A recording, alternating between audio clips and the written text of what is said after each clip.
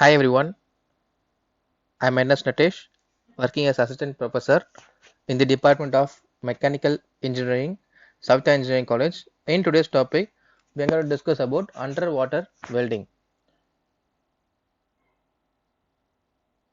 So, what is underwater welding actually? So, welding under the water. We are going to do welding under the water. So, where it will be useful? It will be useful for ships, leakage ships, where you want to weld the leaked part, okay, or broken part, you are going to weld it. So we are going to do it under the water. So that is called as underwater welding. So welding is going to be performed under the water. The fact that electric arc could operate was known for over 100 years. The first ever underwater welding was carried out by British Admiralty Dockyard for sealing leaking ship rivets below the waterline. So, for sealing the ship rivets below the waterline, the first under welding was used. It was carried out by British Admiralty Dockyard. Underwater welding is an important tool for underwater fabrication works. In 1946, a special waterproof electrodes were developed in Holland by van der Willingen. In recent years, the number of offshore structures, including oil drilling rigs, pipelines, platforms, are being installed significantly. Some of these structures will experience failure of its elements during normal usage and during unpredicted occurrence like storm collisions. So, any repair you want to perform, underwater welding method has to be used. So, what are two different types of underwater welding? One is wet welding and another is dry welding. Okay, wet, it means it is directly performed under the water in the presence of with the presence of water. Dry means you are going to, what is dry welding? You are going to introduce a chamber around the welding surface and then welding is going to be performed. So this is called as dry welding.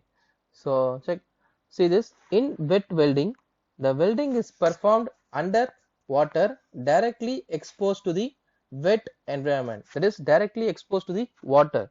In dry welding, a dry chamber is created near the area to be welded and the welder does the job by staying inside the chamber.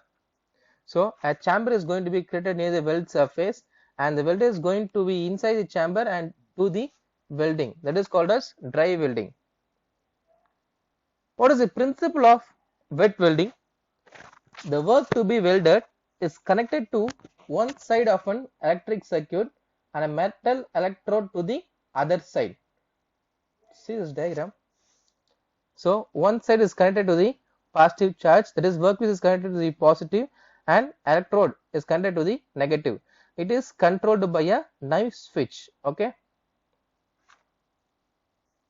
So the work to be welded is connected to one side of the electric circuit and metal electrode to the other side.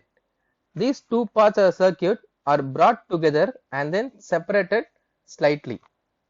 The electric current jumps the gap and causes a sustained spark. Spark is called as arc, which melts the bare metal, forming a weld pool. Okay, so it forms a weld pool near the place we are going to create the weld. Okay, weld pool commonly refers to the dim-sized workable portion of a weld. Dim-sized workable portion of a weld where the base metal has reached its melting point and is ready to be infused with filler material. The weld pool is central to the success of welding process. At the same time, the tip of electrode melts and metal droplets are projected into the weld pool. During this operation, the flux covering the electrode melts to provide a shielding gas, which is used to stabilize the arc column and shield the transfer metal. The arc burns in a cavity formed inside the flux, which is designed to burn slower than the metal barrel of the electrode. So what is wet welding? Wet welding indicates the welding is performed under water, directly exposed to the wet environment. So a special electrode is used and welding is carried out manually, just as one does in open air welding. So likewise we are doing in open air welding, we will be performing the same in the underwater. The increased freedom of movement makes wet welding the most effective, efficient and economical method. What is freedom of movement? It is a method to check the quality of weld. Okay. Welding power supply is located on the surface with connection to the diver or welder via cables. These cables are insulated. In wet welding, manual metal arc, that is MMA, manual metal arc welding is used. Power supply used is direct current. Electricity can flow in one direction only. Polarity is negative polarity. When direct current is used with positive polarity, electrolysis will take place and cause rapid deterioration, that is becomes worse, of any metallic components in the electrode holder. For wet welding, alternate current is not used on account of electrical safety and difficulty in maintaining an arc under water. So this is the electrode and this is the workpiece. Okay, this is called as a weld deposit. Weld has been deposit. So as we see, the workpiece is connected to the positive charge and the electrode is connected to the negative charge. So workpiece is the positive charge and electrode is connected to the negative charge. Okay, this is called as a flux coating. This is called as a flux coating. So see this, the electrode is coated in a metal mixture called flux, which gives off gases as it decomposes to prevent weld contamination, introduces deoxidizers to purify the weld, causes weld protecting slag to form, improves the arc stability and provides alloying elements to improve the weld quality.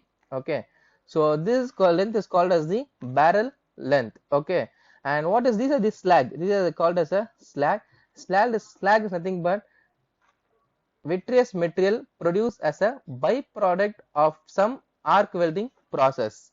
Slag is the solidified remaining flux after the weld area cools. Okay, after the weld area cools, the remaining portion, okay, solidified remaining flux. Okay, so the remaining portion is called as the slag. Okay, so what happens when the electrode passes through the workpiece? Okay, electrode comes in contact with the workpiece. What happens? The arc is produced. While the arc is produced, there forms the bubbles. Okay, so since we are doing under the water, they produces the gaseous bubbles. These gaseous bubbles acts as the shield. Okay, shield under near the weld portion. Okay, so while the negative charge comes in contact to the positive charge, that is the workpiece is the positive charge and electrode is the negative charge. When it comes to the contact with the workpiece, there arises a bubble. Since we are doing the welding underwater, so there arises the water bubbles. These water bubbles are called as the shielding gas. Okay, shielding gas to protect the weld. Okay, so to protect our weld, these shielding gases are formed. Okay, this slag is nothing but the remaining flux after the welding area cools. Slag is remaining flux deposits after the welding area gets cooled. So you can see the connection, power supply. Okay, negative charge is connected to the electrode holder. Electrode holder is nothing but the where the electrode is holded. Okay, and the positive charge is connected to the workpiece. These wires are insulated. Okay, these wires are properly insulated. This is called as the knife switch. Okay, knife switch is nothing but it is a type of switch used to control the flow of electricity in a circuit. So it is used to control the flow of electricity.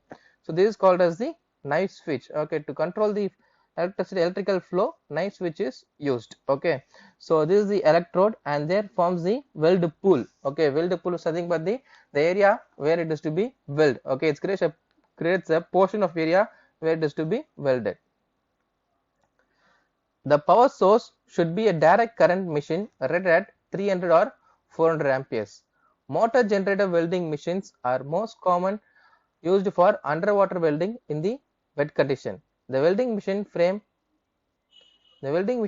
must be grounded to the ship.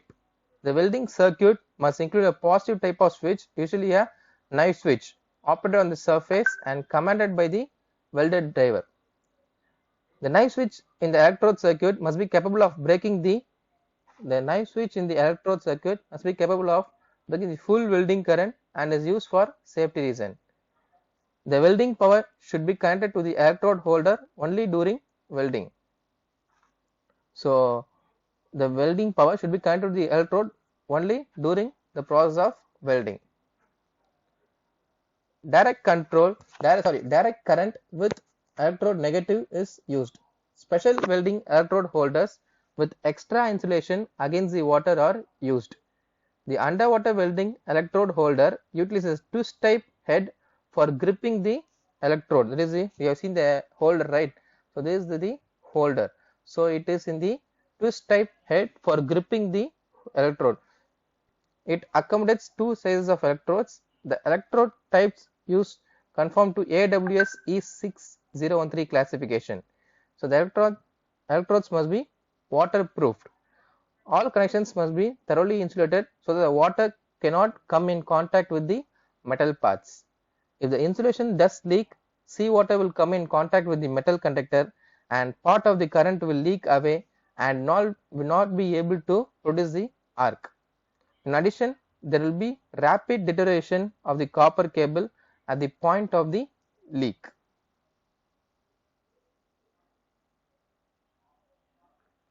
Hyperbaric welding. So another welding process is called as the hyperbaric welding.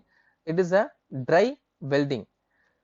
Hyperbaric welding is carried out in a chamber sealed around the structure to be welded. So it is carried out in a closed chamber sealed around the structure to be welded. The chamber is filled with a gas, commonly helium, containing 0.5 bar of oxygen at the prevailing pressure. The habitat nothing but the environment, okay, is sealed onto the pipeline and filled with a breathable mixture of helium and oxygen at or slightly above the ambient pressure at which the welding is to take place. This method produces high quality weld joints that meet X-ray and code requirements. The gas tungsten arc welding is employed for this process. The area under the floor of the habitat, that is under the chamber, is open to water. Thus the welding is done in the dry but at the hydrostatic pressure. What is hydrostatic pressure? Pressure exerted by a fluid at equilibrium at a given point within the fluid due to force of gravity. So this is the diagram for dry welding. Okay, this is the chamber where the person standing inside the chamber and performs the welding. Okay, so the dry welding is called as hyperbaric welding. It involves the closed chamber. Okay, unlike wet welding, the welding is directly in contact with water, but in dry welding the welding is involved under the closed chamber. So the portion where you are going to weld should be closed with the chamber. Okay, so these are the two real pictures of underwater welding. This is dry welding, where the person is standing inside the chamber and perform the welding process. This is the wet welding, where the person is in direct contact with the water and performing the welding process. Okay, there are many risks involved. Okay, I will just attach the PPT in Moodle. Okay, you can see what are the risks involved during welding. So these are the explanation about wet and dry welding. So these are some of the advantages and disadvantages of dry welding. Okay, so just make a look. I will attach the PPT in the Moodle. You can just make a look. So I have given for advantages of dry welding, disadvantages of dry welding, advantages of wet welding, disadvantages of wet welding. So I have given everything clearly. Just make a look and make use of it. Thank you.